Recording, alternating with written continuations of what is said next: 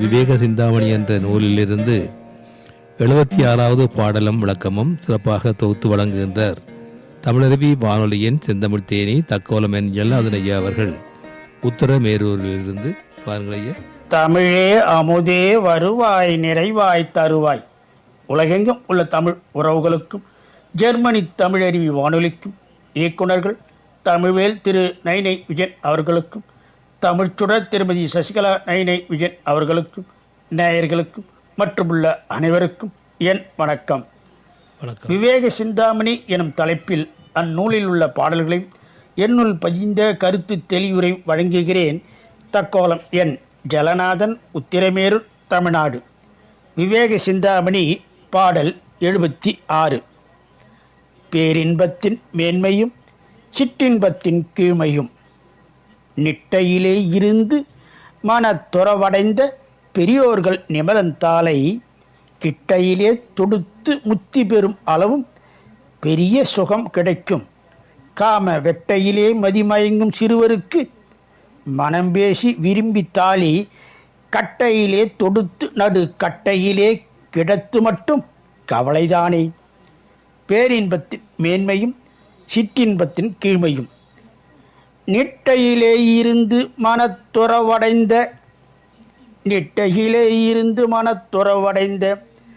பெரியோர்கள் நிமலந்தாலை கிட்டையிலே தொடுத்து முத்தி பெறும் அளவும் பெரிய சுகம் கிடைக்கும்.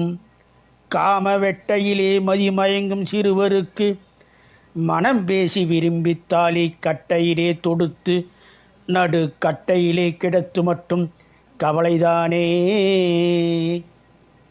எப்போதும் நிட்டையிலே இருந்து பற்றுவிட்டு உள்ளத்தில் துறவு கொண்ட சான்றோர் எல்லாம் இறைவனின் திருவடியை துதிக்க கிடைத்தது முதல் மோட்சத்தை அடையும் வரை பெரிய இன்பத்தை அடைவர். மாதரின் காமம் என்ற வெப்பத்தில் அறிவு மயங்கி கிடப்பவர் எல்லாம் இளைஞருக்கு விவாகம் பேசி விருப்புடனே தாலி கட்டுவது முதல் சுடுகாட்டில் அடுக்கிய கட்டைகளின் நடுவில் வைக்கும் வரையில் துன்பத்தையே அனுபவிப்பர். மீண்டும் பாடலை பார்ப்போம். நிட்டையிலே இருந்து மனத்துறவடைந்த பெரியோர்கள் நிமலன் தாலை கிட்டையிலே தொடுத்து முத்தி பெறும் அளவும் பெரிய சுகம் கிடைக்கும். காம வெட்டையிலே மதிமயங்கும் சிறுவருக்கு மனம் பேசி விரும்பி தாலி கட்டையிலே தொடுத்து நடு கட்டையிலே கிடத்து மட்டும் கவலைதானே. இத்துடன் இன்று நிறைவு செய்து தொடர்ந்து வரும் நாட்களில் விவேக சிந்தாமணி உள்ள பாடலையும் என்னுள் பதிந்த கருத்து தெளிவுரையும் பார்ப்போம்.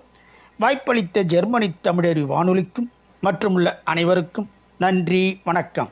தக்கோலம் என் ஜலநாதன், உத்திரமேரூர், சங்கத்தமிழ் இலக்கிய பூங்கா.